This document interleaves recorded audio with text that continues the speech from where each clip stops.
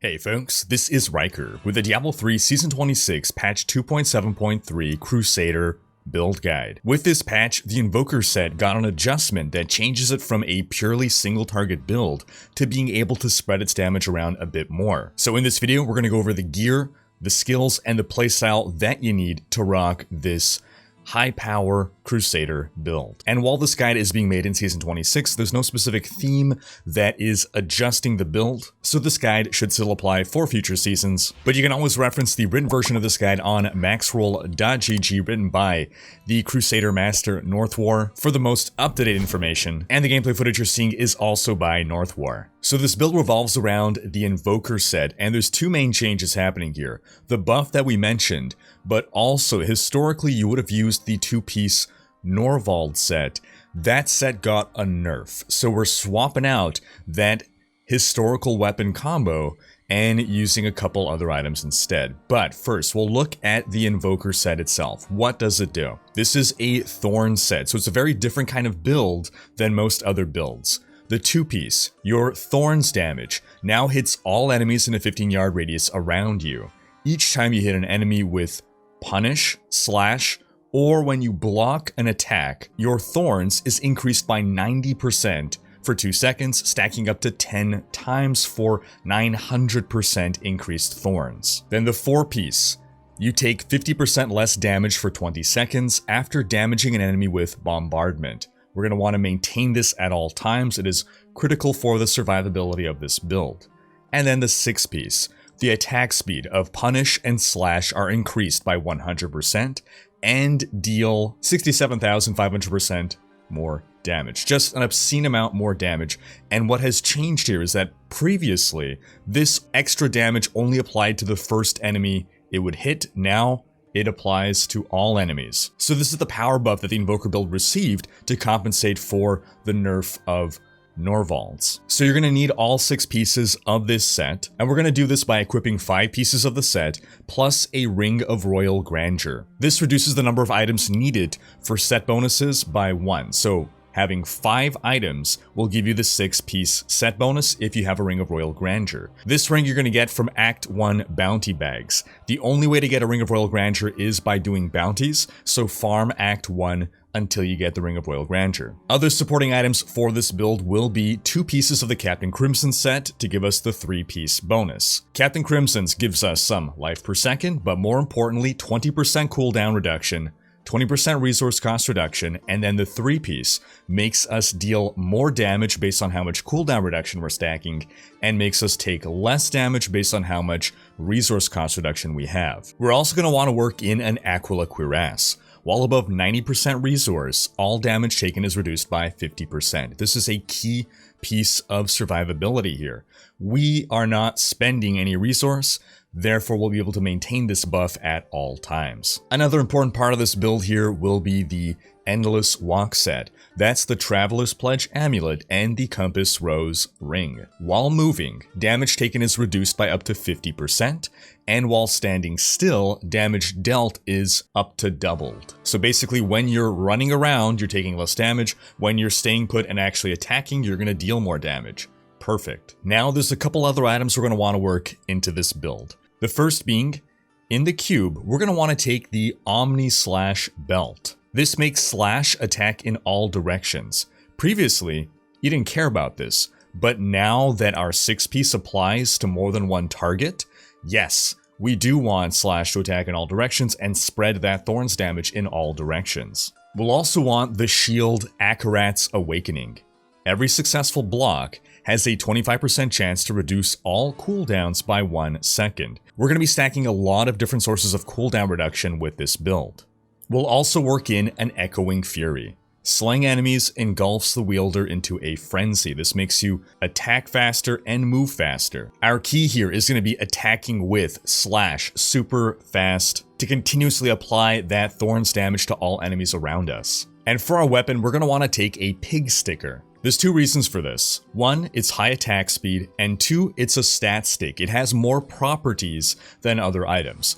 It is not critical, it doesn't make or break the build, but it is your best option here. And we'll round out the build with a convention of elements, This rotates through the different elements, buffing them on a 4-second timer. This build is not tremendously rotation-based, however, so just whenever you are in your physical window, you'll be dealing a lot more damage. Maybe try to ensure you are actually attacking during that time. Now, another option, if you don't want a convention of elements, is to take the Justice Lantern Ring. This is the more defensive option. You gain damage reduction equal to up to 55% of your block chance. And the ring itself gives you an extra up to 16% block chance. So in this case, while it typically doesn't really matter what you put in the cube, you definitely need to equip the Justice Lantern because you will not receive that extra block chance if it is in the cube. Now we'll go over exactly what we want on every piece of gear, but first we'll look at the skills. We're taking Slash Zeal as our main source of damage. Not for the actual damage that Slash deals, but simply because that's what's applying our thorns thanks to the Invoker set. We take the Zeal rune because it gives us 1% increased attack speed for every enemy hit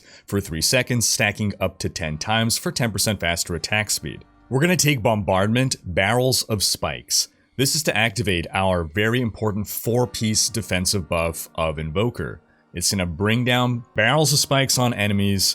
This rune makes it do thorns damage. And we need to ensure that we're casting this on enemies, not just randomly, at least once every 20 seconds, which means bringing down its cooldown substantially, but we can manage that. We're going to take Laws of Valor Unstoppable Force. Passively, this gives us 8% increased attack speed, and actively, even more attack speed, and 50% damage reduction. We'll of course take Akarat's Champion Prophet. We get 35% more damage. We get 150% increased armor, we are immune to crowd control effects, and we get an extra life. For mobility, we're going to take Steed Charge, Draw, and Quarter. Steed Charge will let us move quickly and through enemies, and Draw and Quarter will drag enemies along with us when you're pushing Greater Rifts, and you don't want to be just wasting time fighting a couple stragglers. You want to pull enemies together so that you can be fighting a big group at once.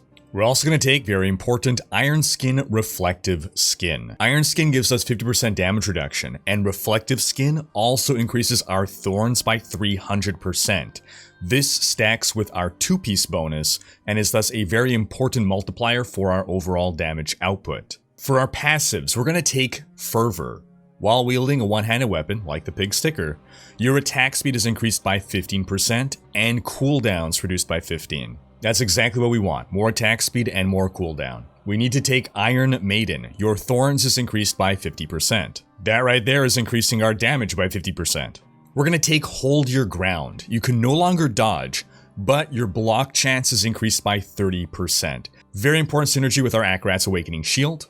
Remember, the more we block, the more we are reducing our cooldowns. And lastly, we're going to take Finery, just an all-around really robust passive for Crusaders. Gain 1.5% strength for every gem socketed into your gear. This comes out to about a 15% damage buff and a 12% toughness buff. For the playstyle with this build, you're going around and you don't want to be focusing on single targets, but you also don't want to be taking on enormous density like big AoE builds. You're somewhere in the middle, so you want to be fighting elites, but you kind of want to bring other little monsters nearby so that you're taking out the elite and other monsters too. Building up a little bit of a density of monsters around you, not only are you dealing damage to them, but you need them to be attacking you so that you are blocking. If you don't have enough enemies attacking you, you're not going to block enough, and therefore you're not going to reduce your cooldowns enough, and you will not be able to maintain all of your buffs. To that end, it's going to be a little bit more difficult during boss fights. You will not be able to have 100% uptime on Iron Skin and Laws of Valor, so you'll have to be more judicious in your use of them, a little bit more tactical, whereas before that, with sufficient density, you can just be spamming your things off cooldown. As for exactly what you want on every piece of gear. First off, there's no cooldown reduction breakpoint that we're aiming for, other than as much as possible. There is an attack speed breakpoint, however, that you're aiming for.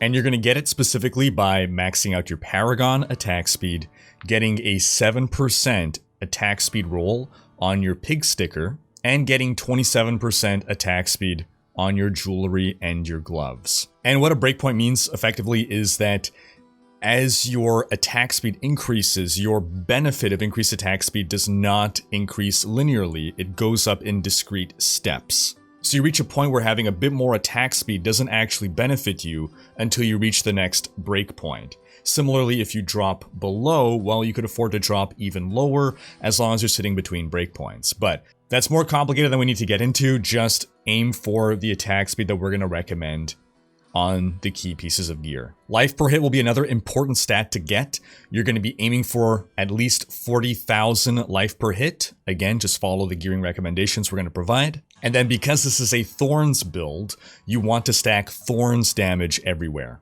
So highlighting specific gear pieces. On your shoulder, strength, cooldown, resource cost reduction, all resist, Thorns damage. Your helm, strength, vitality, life per hit, Thorns damage. In the socket, a diamond for cooldown. We don't need crit chance or crit damage because Thorns cannot crit. For your amulet, physical damage because Thorns deals physical, strength, and attack speed. For your gloves, strength, attack speed, life per hit, cooldown reduction. And at this point it goes without saying, Thorns as a secondary wherever you can. On your chest, strength, all resist, reduced damage from elites. You'll notice that we're taking alternatives to vitality in many places. This is to make our life per hit more effective. The more your toughness is derived from sources other than vitality or raw life, the more effective your life per hit is because you are regenerating with every hit a larger portion of your effective life pool. In the sockets for your chest and pants, diamonds for all resist.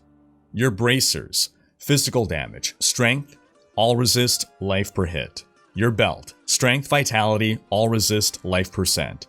Pants, strength, vitality, all resist. On your compass rose ring, strength, attack speed, cooldown, resource cost reduction. On your ring of royal grandeur, because you're going to ideally want your convention of elements in the cube so that it is extracted at its full potency of 200%, you're going to want attack speed, life per hit, and cooldown reduction. On your boots, strength, vitality, all resist, and armor. On your pig sticker, you're going to actually ideally want to roll off damage. It's difficult to do, but it can be done. Your base damage means nothing, you are only dealing Thorns damage. So, roll off your damage, and you want strength, attack speed, increased damage against elites, life per hit, cooldown, and in the socket, a topaz for extra Thorns damage.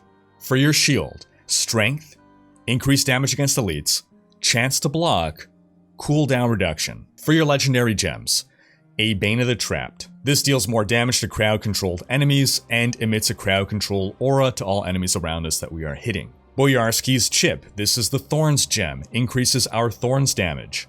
And lastly, a Bane of the Stricken. The more you attack an enemy, the more damage you deal to that enemy, and just a flat 25% increased damage against Rift Guardians.